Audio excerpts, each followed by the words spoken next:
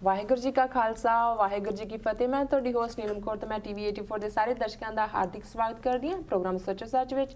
ਰੋਜ਼ਾਨਾ ਦੀ ਤਰ੍ਹਾਂ ਤੁਹਾਡੇ ਤੇ ਸਾਡੇ ਹਰਮਨ ਪਿਆਰੇ ਡਾਕਟਰ ਅਮਰਜੀਤ ਸਿੰਘ ਜੀ ਆਏ ਹੋਏ ਨੇ। ਆਓ ਉਹਨਾਂ ਨਾਲ ਮਿਲ ਕੇ ਪ੍ਰੋਗਰਾਮ ਸ਼ੁਰੂ ਕਰਦੇ ਹਾਂ। ਐਂਡ ਡਾਕਟਰ ਸਾਹਿਬ welcome to our show. Thank you. And doctor ਸਾਹਿਬ ਅੱਜ 22 ਮਈ 2013 9 ਜੇਠ ਨਾਨਕਸ਼ਾਹੀ ਸੰਮਤ 545 ਦਾ ਦਿਨ ਹੈ ਤੇ ਹੁਣ ਅਸੀਂ ਆਪਣੇ ਦਰਸ਼ਕਾਂ ਵੱਲੋਂ ਆਈਆਂ emails, phone messages, Twitter messages ਅਤੇ ਫੋਨ ਮੈਸੇਜ ਤੋਂ ਸ਼ੁਰੂ ਕਰਦੇ ਹਾਂ ਜੀ। ਐਂਡ ਡਾਕਟਰ ਸਾਹਿਬ ਸਾਡੀ ਪਹਿਲੀ ਈਮੇਲ ਤਿਲਬਰਗ ਹਾਲੈਂਡ ਤੋਂ ਜਨਾਬ ਰਿਆਜ਼ ਘੁੰਮਣ ਜੀ ਦੀ ਹੈ।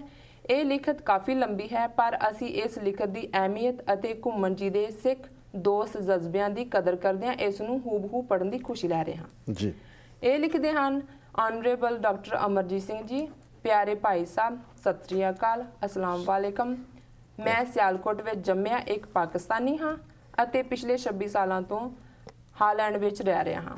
ਜਦੋਂ ਦਰਬਾਰ ਸਾਹਿਬ ਤੇ ਹਮਲਾ ਹੋਇਆ ਉਦੋਂ ਮੈਂ ਇੱਕ ਵਿਦਿਆਰਥੀ ਸੀ। ਮੈਂ ਇਸ ਤੋਂ ਪਹਿਲਾਂ ਸੰਤ ਭਿੰਡਰਾਂਵਾਲਿਆਂ ਦੀਆਂ ਕਾਫੀ ਸਪੀਚਾਂ ਸੁਣੀਆਂ ਹੋਈਆਂ ਸਨ।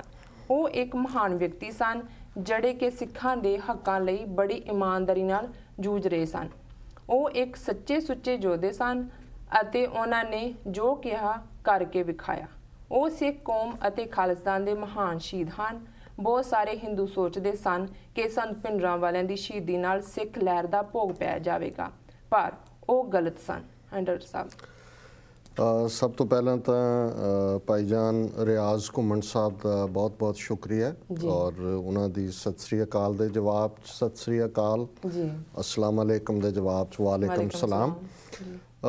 ਮੈਂ ਕੱਲ ਰਾਤ ਲੇਟ ਆਵਰਸ ਸੀ ਇਹਨਾਂ ਦੀ ਈਮੇਲ ਦੇਖੀ ਔਰ ਇਹ ਇਸ ਤਰ੍ਹਾਂ ਹੀ ਸੀ ਜਿਵੇਂ ਤੁਹਾਨੂੰ ਕਿਸੇ ਨੇ ਬਹੁਤ ਉੱਚਾ ਚੁੱਕ ਦਿੱਤਾ ਹੋਏ ਔਰ ਤੁਸੀਂ ਆਪਣੇ ਆਪ 'ਚ ਬਹੁਤ ਐਨਰਜੀ ਮਹਿਸੂਸ ਕਰਦੇ ਹੋ ਜੀ, ਕਿਉਂਕਿ ਆਪਣੇ ਲੋਕ ਆਪਣੀ ਕੌਮ ਜਿਨ੍ਹਾਂ ਨੇ ਘਰ ਬਣਾਉਣਾ ਉਹਨਾਂ ਦੇ ਵਿੱਚ ਤਾਂ ਉਤਸ਼ਾਹ ਵੀ ਹੋਏਗਾ, ਨਿਰਾਸ਼ਤਾ ਵੀ ਹੋਏਗੀ ਜੀ। ਪਰ ਜਦੋਂ ਇਹ ਲਿਖਤ ਇੱਕ ਐਸੇ ਵੀਰ ਵੱਲੋਂ ਆਈ ਹੈ ਜਿਸ ਦਾ ਕੋਈ ਸਿੱਖ ਕੌਮ ਨਾਲ ਸਿੱਧਾ ਸੰਬੰਧ ਨਹੀਂ ਹੈ ਭਾਵਕ ਤੌਰ 'ਤੇ, ਜਿਵੇਂ ਉਹ ਸਿਆਲਕੋਟ ਦੇ ਜੰਮਪਲ ਨੇ, ਪੰਜਾਬ ਤਾਂ ਇੱਕ ਫੀਲਿੰਗ ਉਸ ਕਲਚਰ ਦੀ, ਸੱਭਿਆਚਾਰ ਦੀ, ਸਿੱਖੀ ਇਸਲਾਮ ਦੀ, ਉਹ ਤਾਂ ਸਦੀਆਂ ਤੋਂ ਆਪਸੀ ਸਾਂਝ ਹੈ, ਆਪਸੀ ਪਿਆਰ ਹੈ ਜੀ।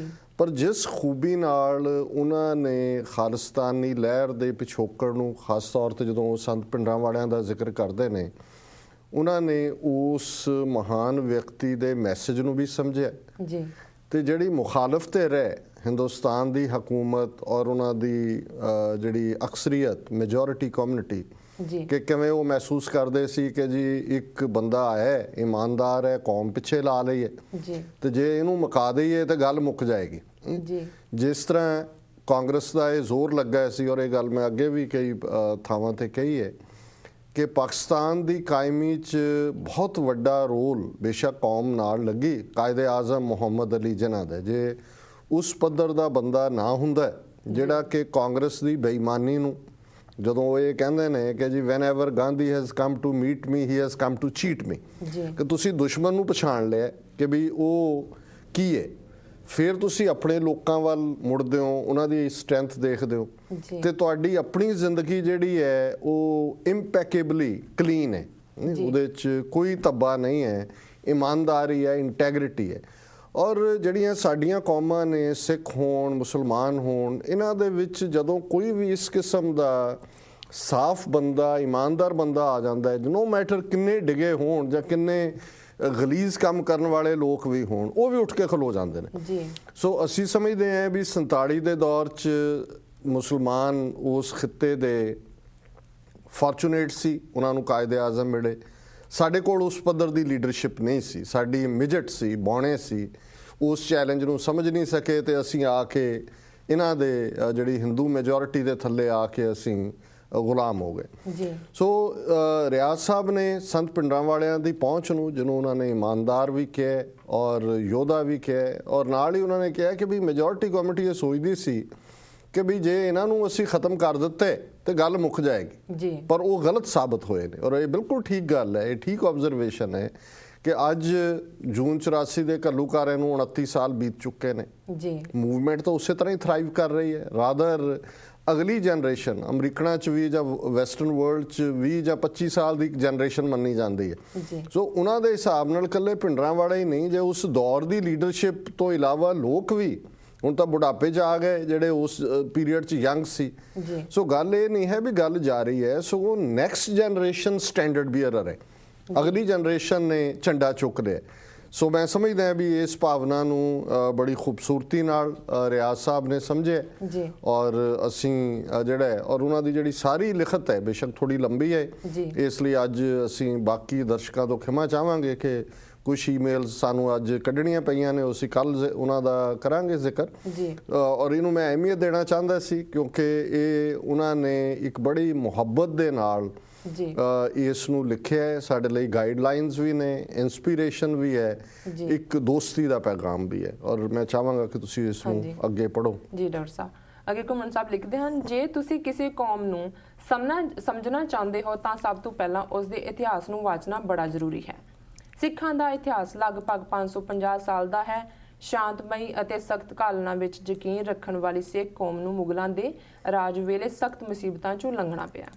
ਨਸਲਕੁਸ਼ੀ, ਆਪਣੇ ਘਰ-ਘਰ ਛੱਡਣੇ ਅਤੇ ਆਪਣੀ ਹੋਂਦ ਲਈ ਲੜਨਾ ਪਿਆ। ਇਸ ਦੌਰ ਵਿੱਚ ਸਿੱਖ ਮਰਦ, ਔਰਤਾਂ, ਬਜ਼ੁਰਗਾਂ, ਬੱਚਿਆਂ ਦੀਆਂ ਅਣਗਿਣਤ ਸ਼ਹੀਦੀਆਂ ਹੋਈਆਂ। ਸਿੱਖਾਂ ਦੇ ਖਿਲਾਫ ਇੱਕ ਪਾਸੇ ਵੈਸ਼ੀ ਮੁਗਲਾਂ ਦੀ ਧਾੜ ਸੀ ਅਤੇ ਦੂਸਰੇ ਪਾਸੇ ਛੋਟੇ-ਛੋਟੇ ਅਹੁਦਿਆਂ ਲਈ ਸਾਜ਼ਿਸ਼ਾਂ ਕਰਨ ਵਾਲੇ ਹਿੰਦੂਆਂ ਦੀ ਭਰਮਾਰ ਸੀ।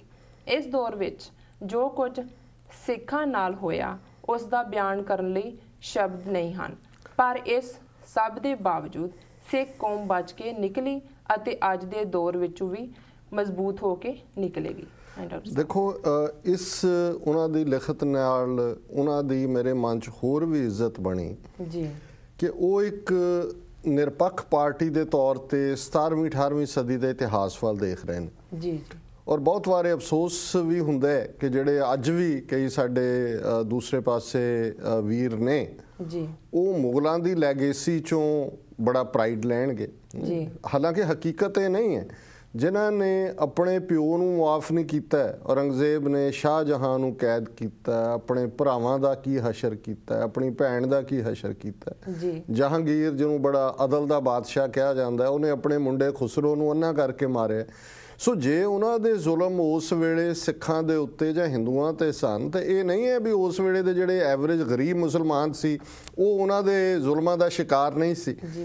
ਸੋ ਇਸ ਗੱਲ ਨੂੰ ਜਦੋਂ ਉਹਨਾਂ ਨੇ 17ਵੀਂ 18ਵੀਂ ਸਦੀ ਦੇ ਇਤਿਹਾਸ ਨੂੰ ਦੇਖਿਆ, ਉਹਨਾਂ ਨੇ ਰਾਈਟ ਉਸ ਸਪਿਰਿਟ ਨੂੰ ਹੀ ਕੈਪਚਰ ਕੀਤਾ ਜਿਹਦੇ ਨਾਲ ਸਿੱਖ ਦੇਖਦੇ ਨੇ, ਕਿਉਂਕਿ ਸਿੱਖਾਂ ਦੇ ਲਈ ਮੁਗਲ ਮੁਸਲਮਾਨ ਨਹੀਂ ਨੇ। ਇਸਲਾਮ ਦੇ ਨਾਲ ਸਿੱਖੀ ਦੀ ਸਾਂਝ ਬਹੁਤ ਡੂੰਘੀ ਹੈ। ਉਹ ਗੁਰੂ ਨਾਨਕ ਸਾਹਿਬ ਦੀ ਬਾਣੀ ਤੇ ਭਾਈ ਮਰਦਾਨੇ ਦੀ ਰਬਾਬ ਨਾਲ ਜੁੜੀ ਹੋਈ ਹੈ। ਉਹ ਗੁਰੂ ਅਰਜਨ ਸਾਹਿਬ ਵੱਲੋਂ ਸਾਈਂ ਮੀਆਂ ਮੀਰ ਤੋਂ ਨੀਂਹ ਪੱਥਰ ਰਖਾਣ ਹਰਮੰਦਰ ਸਾਹਿਬ ਨਾਲ ਜੁੜੀ ਹੋਈ ਹੈ। ਮੁਗਲ ਹੋਣ, ਅਬਦਾਲੀ ਹੋਏ, ਇਹਨਾਂ ਨੇ ਤਾਂ ਆਪਣੇ ਕੁਨਬਿਆਂ ਨੂੰ, ਆਪਣੇ ਇਮੀਡੀਏਟ ਨੂੰ ਨਹੀਂ ਬਖਸ਼ਿਆ ਹੋਇਆ। ਸੋ ਜਿਹੜਾ ਪ੍ਰਾਈਡ ਲੈਣ ਦੀ ਗੱਲ ਹੈ, ਔਰ ਉਹਨਾਂ ਨੇ ਬਿਲਕੁਲ ਇਸ ਸਪਿਰਿਟ ਨੂੰ ਠੀਕ ਸਮਝਿਆ ਕਿ ਜ਼ੁਲਮਾਂ ਦੇ ਸਾਹਮਣੇ ਸਿੱਖ ਰੁਕੇ ਨਹੀਂ। ਔਰ ਉਹਦੇ 'ਚ ਸਿਰਫ ਮੁਗਲ ਜਾਂ ਅਬਦਾਲੀ ਜਾਂ ਉਹਨਾਂ ਦੇ ਜਿਹੜੇ ਨੇ ਉਹ ਸਾਥੀ ਸ਼ਾਮਲ ਨਹੀਂ ਸੀ। ਉਹਨਾਂ ਨੇ ਬਿਲਕੁਲ ਕਿ ਜਿਹੜੀ ਮੈਜੋਰਿਟੀ ਹਿੰਦੂ ਪੋਪੂਲੇਸ਼ਨ ਸੀ, ਜਿਹੜੇ ਕਿ ਮੁਗਲਾਂ ਤੋਂ ਛੋਟੀਆਂ-ਛੋਟੀਆਂ ਫੇਵਰਸ ਲੈਣ ਦੇ ਲਈ ਕਾਫੀ ਭੜਕਾਟ ਵੀ ਪੈਦਾ ਕਰਦੇ ਸੀ। ਮੁਗਲ ਤਾਂ ਇੱਕ ਬਾਹਰੋਂ ਆਏ ਸੀ, ਉਹਨਾਂ ਨੂੰ ਬਹੁਤ ਕੁਝ ਲੋਕਲ ਪਤਾ ਨਹੀਂ ਸੀ। ਸੋ ਜਿਹੜਾ ਹਿੰਦੂ ਥਾਟ ਹੈ ਉਹ ਸਿੱਖੀ ਨੂੰ ਇਸਲਾਮ ਨਾਲੋਂ ਵੀ ਜ਼ਿਆਦਾ ਖਤਰਨਾਕ ਸਮਝਦਾ ਕਿਉਂਕਿ ਸਿੱਖੀ ਜਾਤ-ਪਾਤ ਮਿਟਾਉਂਦੀ ਹੈ। ਬ੍ਰਾਹਮਣਵਾਦ, ਬ੍ਰਾਹਮਣ, ਕਸ਼ਤਰੀ, ਵੈਸ਼, ਸ਼ੂਦਰ ਜਾਤ-ਪਾਤ ਤੇ ਖੜੇ। ਸਿੱਖੀ ਕਹਿੰਦੀ ਹੈ ਇਕੱਠੇ ਬੈਠ ਕੇ ਖਾਓ, ਇਕੱਠੇ ਬੈਠ ਕੇ ਸੰਗਤ ਚ ਆਓ, ਸਰੋਵਰ ਬਣਾਏ, ਇਕੱਠੇ ਨਹਾਓ। ਹੁਣ ਇਹ ਤਾਂ ਬ੍ਰਾਹਮਣ ਦਾ ਤਾਂ ਜਦੋਂ ਉਹਦੇ ਤੇ ਪਰਛਾਵਾਂ ਪੈਂਦਾ, ਸ਼ੂਦਰ ਦਾ ਉਹ ਨਹਾਉਣ ਲਈ ਦੌੜਦਾ ਕਿ ਵੀ ਉਹਦੇ ਨਾਲ ਉਹਦਾ ਉਹ ਪੋਲਿਊਸ਼ਨ ਦੂਰ ਹੋਏ। ਤੇ ਇੱਥੇ ਸਰੋਵਰ ਬਣਾਇਆ ਹਰਮੰਦਰ ਸਾਹਿਬ ਦਾ, ਤਰਨਤਾਰਨ ਸਾਹਿਬ ਦਾ, ਕਿ ਭਾਈ ਕੋਈ ਜਾਤ-ਪਾਤ ਨਹੀਂ ਹੈ। ਸੋ ਸਿੱਖੀ ਨੂੰ ਉਹਨਾਂ ਨੇ ਮੱਚ ਮੋਰ ਡੇਂਜਰਸ ਸਮਝਿਆ ਤੇ ਇੱਧਰ ਉਹਨਾਂ ਦਾ ਇਹ ਯਤਨ ਸੀ ਕਿ ਸਿੱਖੀ ਔਰ ਜਿਹੜੀ ਤਾਕਤ ਰੂਲਰ ਹੈ ਉਹਨਾਂ ਨੂੰ ਪੜ੍ਹਾ ਦਿਓ। ਸੋ ਇਹ ਜਿਹੜੀਆਂ ਬਹੁਤ ਸਾਰੀਆਂ ਸ਼ਿਕਾਇਤਾਂ ਨੇ, ਜੇ ਗੁਰੂ ਅਰਜਨ ਸਾਹਿਬ ਦੀ ਸ਼ਹਾਦਤ ਦਾ ਆਰਡਰ ਜਹਾਂਗੀਰ ਨੇ ਕੀਤਾ, ਉਹਦੇ 'ਚ ਰੋਲ ਹੈ ਦੂਜਿਆਂ ਦਾ ਵੀ, ਪਰ ਚੰਦੂ ਦਾ ਰੋਲ ਕੋਈ ਘੱਟ ਨਹੀਂ ਹੈ। ਅੱਜ ਵੀ ਪਾਕਿਸਤਾਨ 'ਚ ਚੰਦੂ ਦੀ ਹਵੇਲੀ ਮੌਜੂਦ ਹੈ ਜਿੱਥੇ ਰੱਖ ਕੇ ਉਹਨੇ ਟਾਰਚਰ ਕੀਤੇ। ਜੇ ਸਾਹਿਬਜ਼ਾਦਿਆਂ ਦੀ ਸ਼ਹਾਦਤ ਦੇ ਵੇਲੇ ਨਵਾਬ ਮਲੇਰਕੋਟਲਾ ਸ਼ੇਰ ਮੁਹੰਮਦ ਖਾਨ ਉਹ ਹਾ ਦਾ ਨਾਰਾ ਮਾਰਦਾ ਹੈ, ਉਹ ਵਜ਼ੀਰ ਖਾਨ ਨੂੰ ਕਹਿੰਦਾ ਹੈ, ਵਜ਼ੀਦੇ ਨੂੰ, ਕਿ ਭਾਈ ਗੁਰੂ ਗੋਬਿੰਦ ਸਿੰਘ ਬਾਗੀ ਨੇ ਹਕੂਮਤ ਦੇ, ਜੇ ਉਹ ਸਾਡੇ ਸਾਹਮਣੇ ਆਣ ਅਸੀਂ ਲੜਾਂਗੇ ਉਹਨਾਂ ਦੇ ਨਾਲ, ਪਰ ਉਹਨਾਂ ਦੇ ਸ਼ੀਰਖੋਰ 7 ਤੇ 9 ਸਾਲ ਦੇ ਬੱਚੇ ਨੇ, ਇਹ ਤਾਂ ਸ਼ਰਅ ਨਹੀਂ ਅਲਾਉ ਕਰਦੀ ਕਿ ਵੀ ਇਹਨਾਂ ਨੂੰ ਅਸੀਂ ਸਜ਼ਾ ਯਾਫਤਾ ਕਰੀਏ, ਵੀ ਇਹ ਠੀਕ ਨਹੀਂ ਹੈ। ਤੇ ਉਹ ਜਿਹੜਾ ਸੁੱਚਾ ਨੰਦ ਉਸ ਦਾ ਵਜ਼ੀਰ ਹੈ, ਵਜੀਦ ਖਾਨ ਦਾ, ਉਹ ਉਹਨੂੰ ਕਹਿੰਦਾ ਵਜ਼ੀਰ ਖਾਨ ਨੂੰ ਕਿ ਜੀ ਸੱਪਾਂ ਦੇ ਬੱਚੇ ਸੱਪ ਹੀ ਹੁੰਦੇ ਨੇ ਜੀ। ਔਰ ਉਹ ਫਿਰ ਸਾਹਿਬਜ਼ਾਦਿਆਂ ਵੱਲ ਮੁੜਦਾ ਹੈ ਕਿ ਜੀ ਜਦੋਂ ਤੁਸੀਂ ਜਵਾਨ ਹੋਏ ਕੀ ਆਪਣਾ ਕੇਸ ਬਿਲਡ ਕਰਦਾ ਜੀ। ਔਰ ਸ਼ੇਰ ਮੁਹੰਮਦ ਖਾਨ ਵੱਲੋਂ ਪ੍ਰੋਟੈਸਟ ਕਰਨ ਤੇ ਜਦੋਂ ਵਜ਼ੀਰ ਖਾਨ ਸੈਕੰਡ ਥਾਟ ਦੇ ਰਿਹਾ ਸੀ, ਇਹ ਸੁੱਚਾ ਨੰਦ ਹੈ ਜਿਹੜਾ ਦੁਬਾਰਾ ਉਸ ਨੂੰ ਉਸੇ ਪਾਸੇ ਲੈ ਆਉਂਦਾ। ਸੋ ਇਹ ਸਾਰੇ ਦੌਰ ਦੇ ਵਿੱਚ ਜਿਹੜਾ ਰੋਲ ਹੈ ਸਾਹਿਬਜ਼ਾਦਿਆਂ ਨੂੰ ਫੜਾਉਣ ਦਾ ਰੋਲ ਗੰਗੂ ਅਦਾ ਕਰਦਾ। ਜੇ 10ਵੇਂ ਪਾਤਸ਼ਾਹ ਨੇ ਆਪਣੇ ਜੀਵਨ 'ਚ 14 ਲੜਾਈਆਂ ਲੜੀਆਂ ਨੇ ਤੇ ਉਹਨਾਂ 'ਚੋਂ ਲਗਭਗ 12 ਜਿਹੜੀਆਂ ਨੇ ਉਹ 22 ਤਾਰ ਦੇ ਹਿੰਦੂ ਪਹਾੜੀ ਰਾਜਿਆਂ ਦੇ ਨਾਲ ਲੜੀਆਂ ਨੇ, ਜਿਨ੍ਹਾਂ ਨੂੰ ਖਾਲਸੇ ਦਾ ਕਾਨਸੈਪਟ, ਬਰਾਬਰੀ ਦਾ ਕਾਨਸੈਪਟ, ਜ਼ਾਤ-ਪਾਤ ਖਤਮ ਕਰਨ ਦੀ ਗੱਲ ਇਹ ਸਮਝ ਨਹੀਂ ਆਈ। ਸੋ ਰਿਆਜ਼ ਸਾਹਿਬ ਨੇ ਇਸ ਸਪਿਰਿਟ ਨੂੰ ਸਮਝਿਆ ਕਿ ਸਿੱਖਾਂ ਦੇ ਵਿੱਚ ਜਿਹੜੀ ਜੰਗਜੂ ਸਪਿਰਿਟ ਹੈ, ਸਿੱਖਾਂ ਦੇ ਵਿੱਚ ਜਿਹੜੀ ਜ਼ੁਲਮ ਦੇ ਖਿਲਾਫ ਖਲੋਣ ਦੀ ਸਪਿਰਿਟ ਹੈ, ਕਿ ਸਿੱਖਾਂ ਦੀ ਲੜਾਈ ਜ਼ੁਲਮ ਦੇ ਖਿਲਾਫ ਸੀ। ਉਹ ਜ਼ੁਲਮ ਹਿੰਦੂ ਪਹਾੜੀ ਰਾਜੇ ਕਰਦੇ ਸੀ, ਮੁਗਲ ਕਰਦੇ ਸੀ ਜਾਂ ਅਬਦਾਲੀ ਦੀਆਂ ਫੋਰਸਿਸ ਕਰਦੀਆਂ, ਸਿੱਖ ਖਲੋਤੇ ਨੇ ਔਰ ਉਹਨਾਂ ਨੇ ਬਿਲਕੁਲ ਠੀਕ ਕਿਹਾ ਹੈ ਕਿ ਸਾਡੀ ਸਟਰੈਂਥ ਹੈ ਕਿ ਅਸੀਂ ਉਹਦੇ ਚੋਂ ਬਚ ਕੇ ਨਿਕਲੇ ਹਾਂ। ਜੀ ਡਾਕਟਰ ਸਾਹਿਬ ਅੱਗੇ ਲਿਖਦੇ ਹਨ, ਮੈਂ ਆਪਣੇ ਹਰ ਸਿੱਖ ਭੈਣ ਭਰਾ ਨੂੰ ਇਹ ਕਹਿਣ ਵਿੱਚ ਮਾਣ ਮਹਿਸੂਸ ਕਰਦਾ ਹਾਂ ਕਿ ਤੁਹਾਨੂੰ ਆਪਣੇ ਭਵਿੱਖ ਦੇ ਆਜ਼ਾਦ ਖੁਸ਼ਹਾਲ ਦੇਸ਼ ਖਾਲਿਸਤਾਨ ਵਿੱਚ ਪੂਰਾ 100% ਯਕੀਨ ਹੋਣਾ ਚਾਹੀਦਾ ਹੈ। ਇਕੱਠੇ ਹੋਵੋ, ਤਾਕਤਵਰ ਹੋਵੋ ਅਤੇ ਸਿਆਣਪ ਦਾ ਪੱਲਾ ਫੜੋ। ਨਿਰਾਸ਼ਤਾ ਫੁੱਟ ਅਤੇ ਬੇਲੋੜੇ ਡਰ ਨੂੰ ਆਪਣੇ ਨੇੜੇ ਨਾ ਫਟਕਣ ਦਿਓ। ਤੁਹਾਡਾ ਖਾਲਿਸਤਾਨ ਦੀ ਆਜ਼ਾਦੀ ਦਾ ਕਾਫਲਾ ਆਪਣੀ ਮੰਜ਼ਿਲੇ ਮਕਸੂਦ ਵੱਲ ਪੇਸ਼ਕਦਮੀ ਕਰ ਰਿਹਾ ਹੈ। ਜਦੋਂ ਤੁਸੀਂ ਆਜ਼ਾਦੀ ਲਈ ਲੜਦੇ ਹੋ ਤਾਂ ਜ਼ਾਹਿਰ ਹੈ ਉਸ ਵਿੱਚ ਰੁਕਾਵਟਾਂ ਆਉਂਦੀਆਂ ਹਨ, ਖਾਸ ਕਰਕੇ ਉਸ ਹਾਲਤ ਵਿੱਚ ਜਦੋਂ ਵਿਰੋਧੀ ਧਿਰ ਕੋਲ ਜ਼ੋਰਦਾਰ ਪ੍ਰਾਪੇਗੰਡੇ ਮਸ਼ੀਨਰੀ ਹੋਵੇ ਜਿਹੜੀ ਸੱਚ ਨੂੰ ਝੂਠ ਬਣਾਉਣ ਦੀ ਸਮਰੱਥਾ ਰੱਖਦੀ ਹੋਵੇ। ਕਦੀ ਨਾ ਘਬਰਾਵੋ ਭਾਵੇਂ ਹਾਲਾਤ ਤੁਹਾਡੇ ਹੱਕ ਵਿੱਚ ਨਾ ਵੀ ਹੋਣ। ਸ਼ੇਰ ਹੈ, ਤੁਝੇ ਬਾਦੇ मुखालिफ से ना घबरा ए अकाब, जे तो चलती है तुझे ऊंचा उड़ाने के लिए।